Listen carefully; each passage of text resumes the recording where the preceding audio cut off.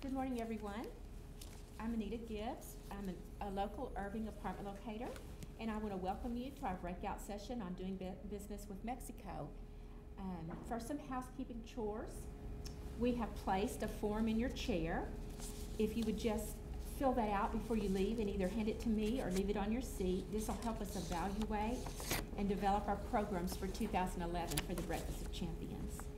We want this to be a learning experience, and we want to address your questions. However, our speaker, we want to honor him that you would hold your questions to the end and let him speak and then ask questions, please. And please limit your questions to exclude any long commentary just for his time's sake. Now I want to introduce you to our panelists for today, Mr. Joe Chapa with the International Trade Development and Assistance Center.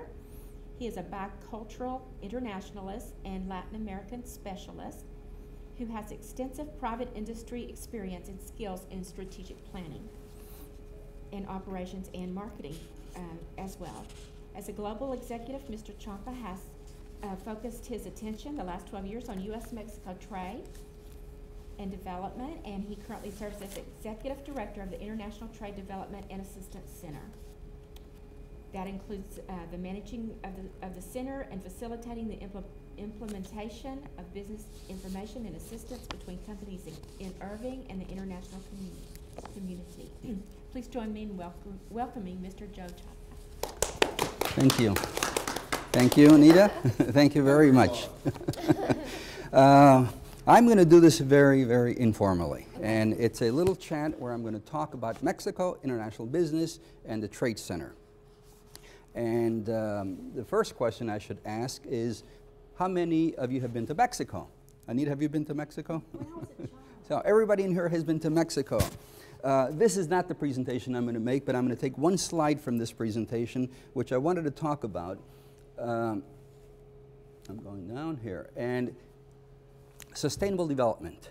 Sustainable development, the definition of sustainable development is, or at least one definition of it, is that we must leave this world for future generations at least in the same shape that we received it, which means that we should be responsible as we move forward in business, in our daily lives, and taking care of our environment.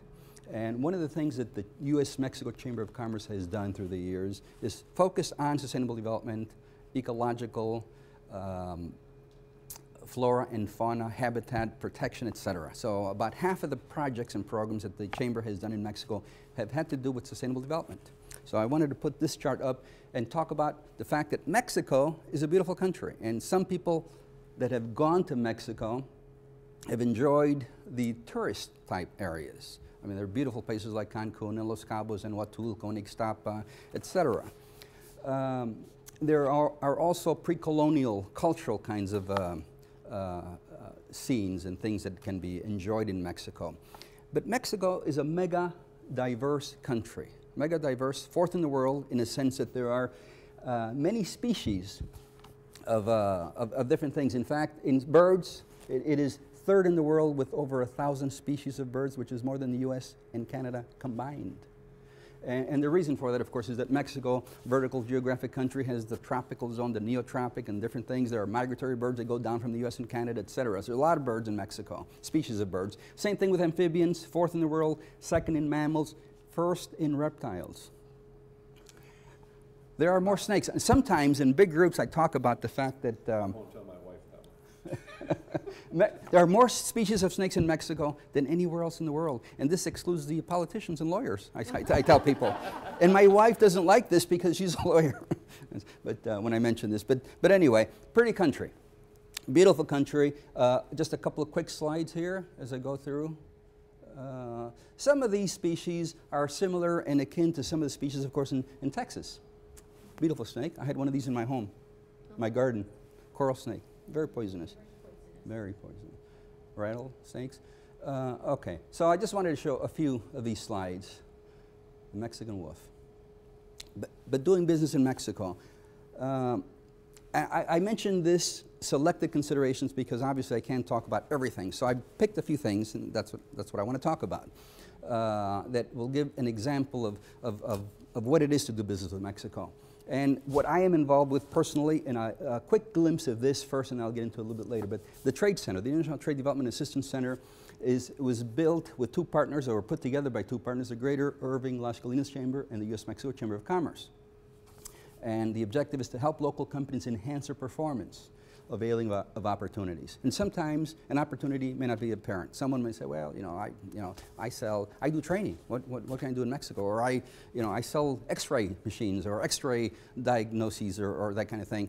But there are opportunities in all of these areas, in the service areas, in the product areas, in exports and imports. And the growth of business with Mexico has been just exponential in the last 15 to 20 years. We in the Trade Center, and myself in particular, I'm getting more involved with the Sister Cities program. And just a quick glimpse, Irving, Texas has 6 sister cities. One in Mexico, which is in León, Guanajuato, and then Italy, England, France, Mongolia, and Finland. And we will be doing programs with most of those. In the Trade Center, we're looking at the global initiative, and these are just examples of a few projects and programs that we're going to be getting into. Sister Cities, the intelligent matrix of projects, the way I categorize or help companies do business, look for a partner, is that I have created an intelligent matrix and what I call a portfolio of projects, and I'll get into this a little bit later. The Golden Triangle event, we are doing business, of course, and helping business not only with Mexico, Asia, India, Europe, the whole world. And we have an event coming up that we're calling the Golden Triangle, where we're going to feature North America, China, and India. EB5, I don't know if you've ever heard of the EB5 program.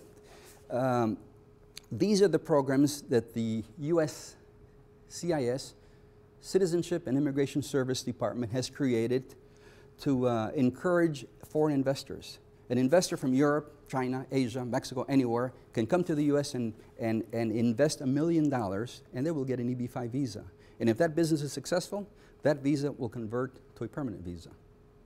But it costs $1 million. Yeah. There are some exceptions in areas that are high unemployment, where that $1 million can be reduced to $500,000. But there's a program, and there's a regional center that was created in Dallas, and we here in Irving have in mind, we're already involved, we have a partnership with the city of Dallas, but we want to create our own regional center, and we want to encourage investment in Irving. And this is a way, and I've had a chance with 2 delegations from China.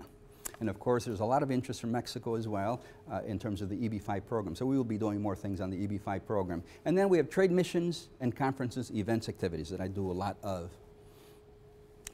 I wanted to mention very briefly a little bit of my background, but of course, Anita has already said some of the things. But I wanted to mention, just to put in context the fact that I have, in fact, I was just counting just before I started here, and I've realized that I've spent, of my life, 38 years out of the U.S. I grew up in Chicago, but I spent 38 years. I spent the last 16 years in Mexico running the U.S.-Mexico Chamber office in Northeast Mexico. But before that, I spent 4 years in Africa, in Zimbabwe, running a company for mobile, and actually group operations director for 5 countries. I spent 3 years in South America, in Colombia. I spent 4 years in Puerto Rico as general manager of the gas company. So I've had international experience, is my point, and that's the only reason I put it in there. Not that I'm not proud of it, but just to put in context the fact that when someone asks me, well, what the heck do you know about international business or doing business in Mexico? I mentioned that. Of course, the U.S.-Mexico Chamber has operations in Mexico, binational. It's been around for about 40 years and has 10 offices in Mexico, 10 in the U.S. And its mission, very simply, is to help companies do binational business. Very simple mission. And the Greater Irving Las Colinas Chamber of Commerce, of course, is here to help the local business community, and we're doing this through the Trade Center. Business in Mexico. Sometimes I talk a lot about this, but right now I'll just mention in terms of the history. Mexico used to be a closed economy until NAFTA. NAFTA began on January 1st, 1994. So we talk about business with Mexico in 3 eras. Pre-NAFTA, then during the NAFTA 15 years of implementation, which ended last year, and now basically post-NAFTA. And what has happened, and I'll talk about this later, is an explosion in business. And these business increases have, of course, provided a lot of opportunities. Right now, business with Mexico, trade, U.S.-Mexico trade, is on the order of $1 billion a day. In 2008, 367 billion. When it began to go down, as you may remember, the crisis of '08, which impacted by '09 and it went down, but the first 6 months of this year, we're already on track to go over $1 billion a day. And for Texas, Mexico is its biggest trading partner. So a lot of the business people in Texas do look to Mexico. And where are the opportunities? Everywhere. Whether you want to import, whether you want to export, whether you want to buy raw material, sell a finished product, do a service, technical support, training, assembly, manufacturing, representation, agency arrangements, and all of those. And we have helped companies and individuals in all of these areas. But doing business with Mexico or with any country also brings its potential problems or challenges, really. And that is that most people that I talk to, especially when they get into the business or international business, they don't have a complete understanding of what is required. What are the permits? What are the tax regulations, the duties?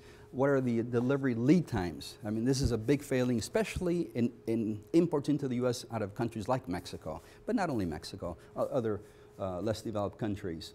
They don't always have the same sense of just in time or the delivery that's going to be there on the 15th, that it will be there on the 15th, that kind of thing. So, but in all of this, the one thing that I always want to point out is that there are organizations, institutions that are there or here to help.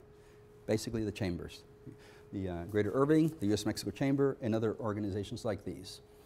And when I talk to the small business person, the entrepreneur, I always tell them that the extent to which they will have success is really a result of several factors. And one of them is to be able to bring knowledge and passion to what you do. If you like what you do and do what you like, you're going to succeed, more than likely.